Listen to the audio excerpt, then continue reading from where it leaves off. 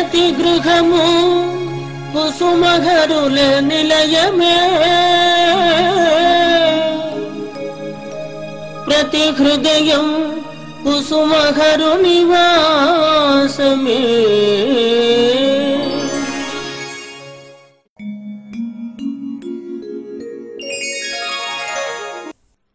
ప్రతి గృహము కుసుమహర్ల నిలయము 852వ ఎపిసోడ్లోని విశేషములు. శ్రీ హరనాథ మహాప్రభుని అద్భుత తత్వము విశదీకరించుచున్నవారు శ్రీ శ్యామ్ సుందర్, USA. ప్రతి గృహము కుసుమహర్ల నిలయము 852వ ఎపిసోడ్కు స్వాగతం, సుస్వాగతం. శ్రీ హరనాథ మహాప్రభు ప్రేమావతారమని భక్తుల భావన, భక్తలోకంలోని వారందరి స్వానుభవం. ఈ అవతారంలో ప్రేమ, కృప అను రెండు మహోన్నత గుణములతో ప్రకాశించుచున్నది. మనలను ఉద్ధరించుటకు కంకణము కట్టుకొని అవతరించిన శ్రీ హరనాథ అవతారం. మీ పాప భారము నేను మోయుటకు నేను సంసిద్ధుడనని అవతరించానని శ్రీ హరనాథ మహాప్రభు సెలవిచ్చను. ఆయన ప్రేమావతారుడొకటి చేత ఆయనను సేవించినంతనే భక్తులకు ఎటువంటి ఒడిదుడుకులు కలుగవు. శ్రీ హరనాథుడు మూర్తి భవించిన కృపావతారుడు కనుక ఎంతటి పాపాత్మునికైనను ఆయన రక్షణశాలయందు గౌరవ స్థానం కలదు. ఇదియే ఈ అవతారం అందలి విశిష్ట లక్షణములు. ఇందుచేతనే శ్రీహరనాథుడు అన్ని అవతారముల కంటేనూ సులభ ప్రసన్నగుతున్నాడు. ఇదే శ్రీ హరనాథ మహాప్రభువుని అద్భుత తత్వం. Kusumaharnath mission India general secretary Shri G Vijayarama గారు ప్రతి గృహము కుసుమహర్ల నిలయము అను టీవీ ధారావాహిక ప్రారంభించి నేటికి 850 ఎపిసోడ్స్ పూర్తి చేశారు. అతని మనసులో 1000 ఎపిసోడ్స్ పూర్తి చేయాలని ఎప్పటి నుంచో ఉంది. కాబట్టి ఈ శుభ సందర్భంలో అతనికి నా తరపున, నా కుటుంబ సభ్యులందరి తరపున, కుసుమహర్నాథ భక్తులందరి తరపున హృదయపూర్వక శుభాకాంక్షలు తెలియజేస్తూ, భగవాన్ శ్రీ కుసుమహర్నాథుని యొక్క కృపానుగ్రహం వల్ల అతని మనసులో ఉన్న సత్సంకల్పం అంటే 1000 ఎపిసోడ్స్ పూర్తి కావాలని మనస్ఫూర్తిగా ఆ భగవంతుడిని వేడుకుంటూ మరొకసారి అతనికి శుభాకాంక్షలు తెలియజేస్తున్నాను. త్వమేవ మాతా చ పితా త్వమేవ శ్లోకం గానం చేయుచున్న భక్తురాలు శ్రీమతి లలిత. కుసుమహర త్వమేవ మాతా పితా త్వమేవ, త్వమేవ బంధుశ్చ సఖా త్వమేవ, త్వమేవ విద్యా ద్రవిణం త్వమేవ, త్వమేవ సర్వం మమ దేవదేవా. పాగల్ హర్నాథ్ లేఖల విశిష్టత తెలియజేయుచున్న విద్యావేత్త శ్రీమతి చింతావాణి శర్మ గారు. భగవన్ నామము, మంత్రము, మంత్రం రెండింటికి వ్యత్యాసం ఏమిటి? నామం ఎలా చెయ్యాలి? ఎలా చేస్తే ఆ నామ మార్గంలో వ్యక్తి తరిస్తాడు? మన కుసుమహర నామం యొక్క ప్రాముఖ్యత ఏమిటి? మిగతా భగవన్ నామాలకి కుసుమహర నామానికి ఉన్నటువంటి వ్యత్యాసం ఏమిటి అనే విషయాల్ని కొద్దిగా మీతో పంచుకుందామని మీ ముందుకి వచ్చాను. మనం ముందుగా తెలుసుకోవాల్సింది నామం ఏమిటి, మంత్రం ఏమిటి. రెండు ఇంటికి మధ్యన పెద్దగా భేదం అయితే ఏమీ లేదు. నామం చేయడానికి నియమాలు లేవు, నిబంధనలు లేవు.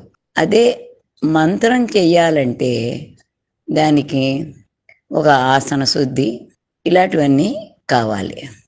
నామం చేయగా నామి మనకి పట్టుబడతాడు. మంత్రం కూడా అంతే. కాకపోతే మంత్రం యొక్క విశిష్టత ఏమిటి అంటే మననాత్ త్రాయతే ఇది మంత్రః. అంటే మనం మాటి మాటికి దాన్నే చర్వణంగా మననం చేస్తూ ఉన్న కొద్దీ మనల్ని భగవంతుడు ఆ నామి రక్షిస్తాడు. త్రాయతే రక్షిస్తాడు. మనకి ఆ రక్షణ కవచంలో మనం చేరిపోతాం. అయితే మరి నామం చేస్తే చేరతాం. సులభోపాయం కలియుగంలో భక్తులకి నామమే ప్రధానం. మంత్రంలో ఉండేటువంటి నియమాలు కొద్దిగా కష్టతరంగా ఉంటాయి, కానీ నామంలో అలా కాదు. మంత్రం అంటే ఒక రైలు లాంటిది అనుకోండి. ఆ రైలు నడవాలంటే దానికి పట్టాలు కావాలి, రైలు పట్టాలు కావాలి. కానీ నామానికి అలా కాదు. నామం మనం నించున్నా, కూర్చున్నా, పడుకున్నా, లేస్తున్నా, తిరుగుతున్నా, ఎప్పుడైనా ఎక్కడైనా ఎలా అయినా చెయ్యొచ్చు. దానికి ఒక చేతిలో తులసిమాల కానీ రుద్రాక్షమాల కానీ వీటి అవసరం కూడా లేదు. అజపజపం లాగా మనం మనసులో అలాగా అది మనకి తెలియకుండానే మనం దాన్ని రట్టిస్తూ ఉంటాం. అంటే మళ్ళీ మళ్ళీ మళ్ళీ మళ్ళీ మన మనసు కుస్మర కుస్మర కుస్మర అంటూనే ఉంటుంది, మనకు తెలియదు. అలాగా నామం సాగుతుంది. మంత్రం చేయాలంటే ఒక విశేషమైన ఆసనం వేసుకొని కూర్చోవాలి, ఒక సమయాన్ని చూసుకోవాలి, దానికి తగ్గటువంటి దేశకాల పరిస్థితులు అన్నట్టుగా సరైనటువంటి ప్రదేశం, ఆసన శుద్ధి ఇవన్నీ చూసుకోవాలి. కాలకృత్యాలు తీర్చుకోవడం, వ్యక్తి యొక్క శుద్ధి ఇవన్నీ కూడా చూసుకుంటే కానీ నామం చేయడానికి లేదు. తర్వాత నామం గురుముఖత దాన్ని పొందవలసి కూడా ఉంటుంది. మంత్రాన్ని గురుముఖత పొందవలసి ఉంటుంది. ఏ నామాన్ని అయితే ఆయన చెప్తారో అది మంత్రంగా పొందవలసి ఉంటుంది. నామం అలా అక్కర్లేదు, మనకు ఎవరు ఉపదేశం చేయక్కర్లేదు. నామం అలాగా మనం మన జీవితాన్ని మొదలుపెట్టినప్పటి నుంచి మన తల్లిదండ్రుల తగ్గించి, మన గురువుల తగ్గించి, మన చుట్టూ ఉండేటువంటి స్నేహితుల తగ్గించి ఈ నామాన్ని మనం అలవర్చుకుని చేసి ఇచ్చు. అయితే నామం చేస్తాం, దీనివల్ల నామి దొరుకుతాడా? నామానికి మంత్రానికి రెండింటికి తేలిక మార్గం నామం అని చెప్పుకున్నాం కదా. సులభ మార్గం భగవంతుడిని పట్టుకునే మార్గం నామం. అయితే ఈ నామానికి ఎలా దొరుకుతాడు భగవంతుడు అంటే, మనం ఎటో వెళ్తున్నాం, మనం ముందుగా ఒక వ్యక్తి వెళ్తున్నారు, అతని పేరు మనకు తెలుసు, అతన్ని మనం పిలవాలి, పట్టుకోవాలి. అలా పట్టుకోవాలంటే మనం అతని యొక్క రూపాన్ని వర్ణించడం వల్ల దానివల్ల ప్రయోజనం లేదు. వెనకాల నుంచి మనం ముందెళ్తున్నటువంటి వ్యక్తి ఇంత పొడుగున్నాడు, అంత పొడుగున్నాడు, ఆయన ఆజానుభావుడు, అరవింద దళాయితాక్షుడు ఇలా చెప్తే లాభం లేదు. అతని పేరు పెట్టి పిలవాలి. హర్నాదా అని ఎలుగెత్తి పిలిస్తే ఆయన ఆగుతాడు, వెనక్కి తిరిగి చూస్తాడు, మన యొక్క ప్రయత్నం ఫలిస్తుంది. అంచేత నామిని పట్టుకోవడానికి సులభతరమైనటువంటి మార్గం. దీనికి మనం ఎంత నామం చేయాలి, ఎంత నామం చేస్తే ఆయన పట్టుబడతాడు, దీనికి ఒక ఉదాహరణ చెప్పుకుందాం. మనం ఒక సముద్రం దగ్గర నించున్నాం, ఒక రాయి తీసుకున్నాం. ఆ రాయిని మన చేతుల్లో ఉండేటువంటి మన భుజాల యొక్క శక్తిని బట్టి ఎంత శక్తి ఉంటే అంత శక్తితోటి దాన్ని చాలా వేగంగా విసిరాం. ఆ రాయి వెళ్ళి ఆ సముద్రంలో కొంత దూరానికి వెళ్ళి పడింది. అయితే ఇది అవతలి ఒడ్డు వరకు చేరిందా, చేరలేదా, అది మనం విసిరినటువంటి వెలాసిటీ దాన్ని బట్టి ఆధారపడి ఉంటుంది. అంచేత అప్పుడు ఏమవుతుంది, ఈ రాయి ఏమిటి, భగవన్నామం. మనం విసిరాం, ఎంత గట్టిగా నామాన్ని ఉచ్చరించామో అది విసరడం, ఆ వెలాసిటీ. ఎక్కడ భగవంతుడు ఎక్కడున్నాడు, అవతల ఒడ్డునున్నాడు. అవతల ఒడ్డున్నవాడు వెనక్కి తిరిగి చూడాలి అంటే ఈ రాయి, మనం విసిరినటువంటి ఈ నామం అనేటువంటి రాయి ఆయన ఉన్నటువంటి ప్రదేశం వరకు పడాలి. అది అంత గట్టిగా మనం విసరగలగాలి. అంత గట్టిగా మనం విసరగలగాలి అంటే మనం ఏం చెయ్యాలి, మొదటి రోజే మనకి అది సాధ్యం కాకపోవచ్చు. చెయ్యగా కృషితో నాస్తి దుర్భిక్షం అన్నట్టుగా మనం చెయ్యగా మనకి మన శక్తి పెరుగుతుంది. మన యొక్క నామం యొక్క శక్తి పెరుగుతుంది. నామాన్ని మనం చాలా వేగంగా చేయగలుగుతాం, అంటే నిరంతరంగా చేయగలుగుతాం. అంటే ఎక్కడ వ్యవధానం లేకుండా, గ్యాప్ లేకుండా చేయగలగాలి. అలా చేయగలిగితే, అంటే ఉదాహరణ చూసుకోవాలంటే మనం ఒక శివలింగం ఉంది, ఆ శివలింగం మీద నీళ్లు పోస్తున్నాం అనుకోండి అభిషేకానికి, శివలింగం కనిపిస్తూ ఉంటుంది ఆ రూపం. అదే ఒక తైలధార తోటి ఆయనకి అభిషేకం చేసాం అనుకోండి, ఎక్కడ శివలింగం యొక్క ఆకారమే మనకు కనిపించదు. ఈ తైలం ఆ శివలింగాన్ని కప్పేస్తుంది. అలా మనం, అలాగే ఒక తేనె కూడా శివలింగం కనిపించకుండా కప్పిస్తుంది. అంటే మనం చేసేటువంటి నామం ఎలా ఉండాలి అంటే చాలా వేగంగా, చాలా వ్యవధానం లేకుండా, శివలింగం మీద తేనె పడుతుంటే ఎలా అయితే ఉంటుందో, ఒక నూనె పడుతుంటే ఎలా ఉంటుందో, అలాగ మనం నామాన్ని నిరంతరం ఆగకుండా చేసినట్లయితే మనకి నామధారి పట్టుబడతాడు. అందుకే చెప్పేటప్పుడు కూడా ముందు నామాన్ని చెప్పారు, తర్వాత నామధారిని చెప్పారు. నీ నామా రూపములకు నిత్య శుభ మంగళం అంటారు. అంటే రూపం తర్వాత నామం ముందు. నామం చేస్తుంటే ఏమవుతుంది, చేయగా ఎక్కడో దూరంగా ఉన్నటువంటి ఆ ప్రభువు, ఆ హరనాథుడు, ఆయన ఉండలేక మనం నామం చేస్తుంటే, మనం ఎక్కడైతే చేస్తున్నామో అక్కడ ఆ గది యొక్క తలుపు చాటును నిలబడి చూస్తూ ఉంటాడట. మనం చేస్తుంటే ఆయన ఇంకా తట్టుకోలేక వచ్చేసి ఈ నామాన్ని మనం పెదవులతో ఉచ్చరిస్తుంటే మన శ్రవణ రంధ్రాల గుండా ఆయన లోపలికి ప్రవేశించి మన హృదయ స్థానంలో తిష్ట వేసుకుని కూర్చుంటాడు. అంటే మనం మన హృదయాన్ని పరిశుద్ధంగా ఉంచుకొని నామాన్ని ఉచ్చరించినట్లయితే మన హృదయం కదిలేట్టుగా నామాన్ని ఉచ్చరించాలి. మన హృదయంలోంచి మా నామం యొక్క శక్తి వల్ల మనలో పరితాపంతో నామం చేసి ఇంకా మన కళ్ళమట నీళ్లు రావాలి, మన హృదయం కరగాలి. హృదయం కరిగితే కళ్ళు అశ్రుపూరితాలవుతాయి. అలా అయిన వెంటనే ఆయన ఆగలేక వెంటనే మన శ్రవణ రంధ్రాల గుండా లోపల ప్రవేశించి మన హృదయ స్థానంలో శాశ్వత స్థానాన్ని ఏర్పరచుకుని తిష్ట వేస్తాడు. అందుకని నామం చేసేటప్పుడు ఇంత శ్రద్ధగా చేస్తే మన కళ్ళు మూసుకుందుకు అవుతుంది, పెదాలు మూసుకుందుకు అవుతుంది, మిగతా మనకు ఉన్నటువంటి జ్ఞానేంద్రియ కర్మేంద్రియ ఆ రంధ్రాలను మూసుకుందుకు అవుతుంది. కానీ చెవులకి మాత్రం భగవంతుడు మోత లేకుండా చెవుల్లోంచి కర్ణరంధ్రాలను తెరిచే ఉంచాడు. చెవుల్లో ఉండేటువంటి కర్ణరంధ్రాలు తెరిచి ఉంచడం వల్ల ఆ శబ్ద తరంగాలు చెవుల ద్వారా బయటకు వస్తుంటే మనం అంటున్నటువంటి నామం, మనం పెదాలతో ఉచ్చరిస్తున్న నామం మన చెవులతోటి మళ్ళా మనమే వినగలుగుతాం.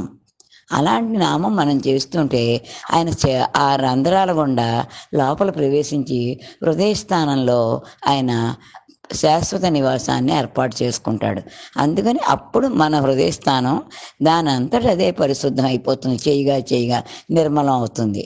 అయితే కుసుమార నామానికి మిగతా నామాలకి ఏమిటి వ్యత్యాసం అంటే, కుసుమార ఆయన ఈ కలియుగంలో మనకి అతి తేలికంగా సులభంగా భగవంతుణ్ణి మనం పట్టుకోవడానికి వీలైనటువంటి పద్ధతిలో ఈ నామాన్ని మనకు అందించారు. దీనికి ఓంకారాన్ని జత చేయక్కర్లేదు, ఓం కుసుమార అనక్కర్లేదు. ఈ పంచాక్షరి కుసుమార, ఎక్కడా ఒత్తులు పొల్లులు లేనటువంటి ఈ పంచాక్షరిని మనం అతి తేలిగ్గా ఒక పండితుడు కానీ, ఒక పామరుడు కానీ, ఒక జ్ఞాని కానీ, ఒక అజ్ఞాని కానీ తేలిగ్గా ఉచ్చరించి తరించగలడు. అటువంటి నామం కుసుమార నామం మన కలియుగ ప్రజలకి ఆయన అందించినటువంటి మహద్ అవకాశం. ఈ సువర్ణావకాశాన్ని మనం వినియోగించుకోవాలి, నిరంతరం నామం చెయ్యాలి, ఆయన్ని పట్టుకోవాలి. ఈ ప్రతి గృహం కుసుమర నిలయంలో ఈ నామానికి ఉన్నటువంటి ప్రాధాన్యత తెలుసుకుని మనం ఇంకా డీప్గా గంభీరంగా ఈ నామాన్ని చేయడం మొదలుపెట్టినట్లయితే మన జీవితాలు సరిదిద్దబడతాయి. మనలో ఉండేటువంటి లోపాలు వాటంతట అవే సరిచేయబడతాయి. మనం తరిస్తాం, మన చుట్టూ ఉన్న వాళ్ళని కూడా తరింప చేయగలుగుతాం. మనం ఎప్పుడైతే పరిశుద్ధంగా మనలో ఏ కల్మషాలు లేకుండా ఉంటామో అప్పుడు మన చుట్టూ ఉన్న వాళ్ళు కూడా వాళ్ళ కల్మషాలని వాళ్ళే యావగించుకొని వాటికి దూరంగా వాళ్ళు కూడా మనలాగే మలిన రహితంగా తయారవుతారు. అందుకని మనం ఈ నామాన్ని ఈ కలియుగంలో మనకి లభించినటువంటి మధురమైనటువంటి అవకాశంగా భావించుకోవాలి. అందుకే మా నారదుడు కూడా భక్తి సూత్రాలు ఏం చెప్పాడంటే, నేను వైకుంఠంలో లేను, ఆయన ఎక్కడో ఇంకో చోట ఎక్కడా లేను, ఎక్కడైతే నా భక్తులు నన్ను జపిస్తూ ఉంటారో అక్కడ నేను తిష్ట వేసుకొని ఉంటాను అని చెప్పేసి నారదుడు ఆ విష్ణుమూర్తి చెప్పినట్టు నాహం వైకుంఠే అని చెప్పేసి చెప్తూ, ఎక్కడైతే భక్తులు నన్ను స్మరిస్తారో అక్కడే నేను ఉంటాను, అదే నా వైకుంఠం అని ఆ భగవంతుడు చెప్పినట్టు నారద భక్తి సూత్రాల్లో మనకు కనిపిస్తుంది. మనం ఇటువంటి భక్తి మార్గాన్ని ఎంచుకొని అతి తేలికైనటువంటి సులభమైనటువంటి ఈ భక్తి మార్గం ద్వారా మనం తరిస్తూ ఇతరులు తరించేట్టుగా చేద్దాం. కుసుమార. శ్రీ హరనాథ మహాప్రభు 160వ జన్మదినోత్సవ వేడుకలు భారతదేశంలోని అనేక మందిరములలో నిర్వహించుచున్నారు. తిలకించండి.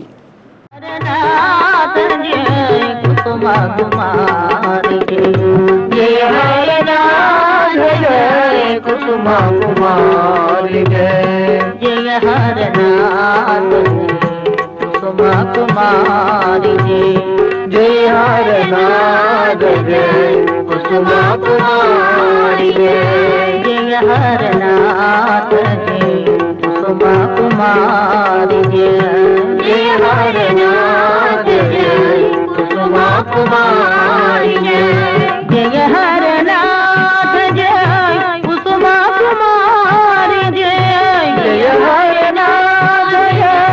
कुसुमा कुमारी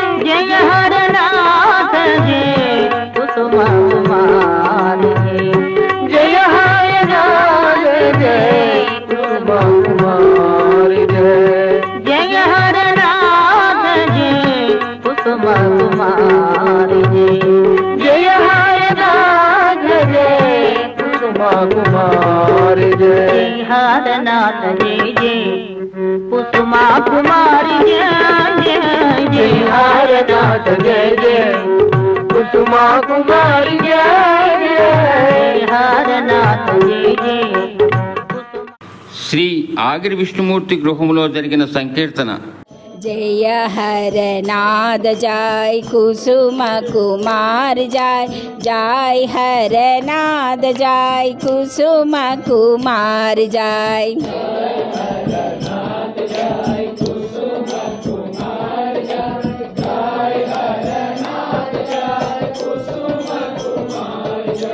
जय हरनाथ जय कुसुम कुमार जय जय हरनाथ जय कुसुम कुमार जय जय हरनाथ जय कुसुम कुमार जय जय हरनाथ जय कुसुम कुमार जय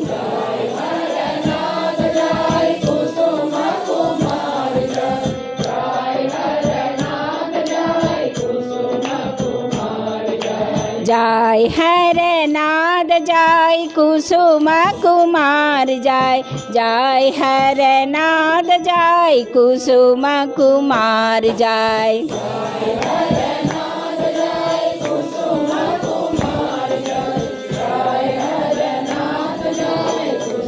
जय हरनाथ जय कुसुम कुमार जय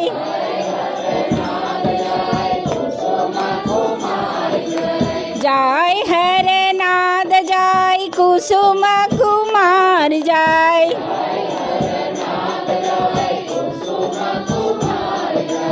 जय हरनाथ जय कुसुम कुमार जय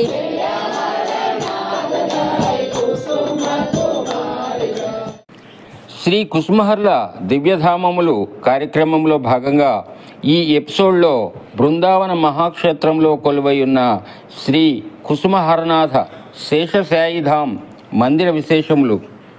బృందావన శ్రీ కుసుమహరనాథ శేషసాయిధాం.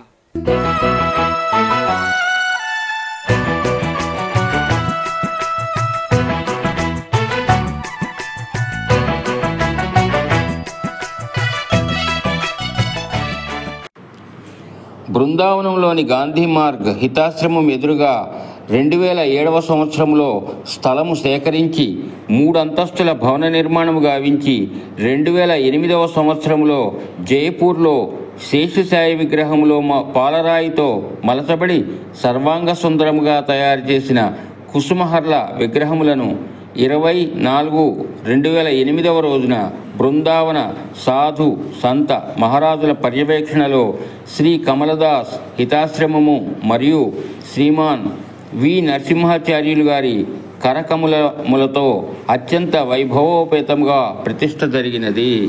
బృందావనంలో ఇది ఒక ఆణిముత్యము. ప్రతినిత్యము ధూప దీప నైవేద్యములు హారతులు జరుపుతున్నారు. ఈ మందిరములో భక్తుల సౌకర్యార్థము గదులు భోజనశాల నిర్మించినారు. ప్రతి సంవత్సరము ఈ మందిరములో సప్తాహము బృందావన కుసుమహర ట్రస్ట్ వారు జరుపుతున్నారు. అంతేకాకుండా బృందావనంలోని సాధు మహారాజులకు సాధు సేవ చేయుట, ప్రతినిత్యము నామ సంకీర్తన జరుపుతున్నారు. తిలకించండి. ఆ మహా కార్యక్రమములను సప్తాహ సమయములలో ప్రతిరోజు నగర సంకీర్తన నృత్యం చేస్తూ చిన్న పెద్ద తేడా లేకుండా తల్లులు తండ్రులు పాల్గొని నామ సంకీర్తనతో బృందావన పురవీధులలో తిరుగుతూ బృందావనమంతటా మారుమ్రోగుతూ కలియుగ వైకుంఠంగా తలపోసే అత్యంత ఆహ్లాదకర దృశ్యం. హరనాథ మహాప్రభువు బోధించినట్లు ఆ మహా కార్యక్రమములను సప్తాహ సమయములలో ప్రతిరోజు నగర సంకీర్తన తరువాత భక్తులందరూ ఆనందోత్సాహములతో యమునా నదిలో శ్రీ కుసుమహర లిఖిత కోటి పుస్తకములను నిక్షిప్తము చేయుట పరిపాటి.